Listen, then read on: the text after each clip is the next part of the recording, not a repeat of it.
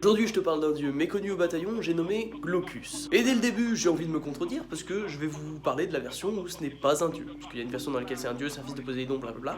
Moi je te parle de la version dans laquelle ce n'est pas un dieu, c'est juste un pêcheur qui a pris de l'herbe. Littéralement c'est ça le pitch du mythe, concrètement. Mais je vais t'expliquer. Bref, comment un pêcheur a fini à se retrouver à bouffer de l'herbe, je vais t'expliquer ça. En fait, pour faire simple, donc il pêche classiquement, puis à un moment donné il a vu un poisson qui est sorti de l'eau, jusque là normal, qui est allé sur la terre, un peu moins normal, qui a mangé de l'herbe, vraiment très étrange, qui est revenu dans l'eau. Samedi classique pour les gens qui vivent dans la mythologie grecque. Tout va bien. Donc ce poisson a mangé quand même de l'herbe. Il est sorti de l'eau, il a mangé de l'herbe. Bon, ça l'intrigue beaucoup, Glaucus, mais en fait ce qu'il ne sait pas c'est que cette herbe ça a été plantée par Chronos et que ça a une capacité un peu particulière, donc il va s'amuser avec cette herbe parce qu'il se demande quand même, c'est très étrange, et il va frotter sur un animal mort et ça va ressusciter l'animal. Du coup il va se dire tiens, c'est bizarre, je vais peut-être en manger. Et puis il va sauter dans l'eau et en fait selon le vœu de Zeus, bon bah ça va devenir quelqu'un qui réside à jamais dans l'eau. Bref, c'était l'espèce de mythe de Glaucus. Je te dis à très bientôt pour un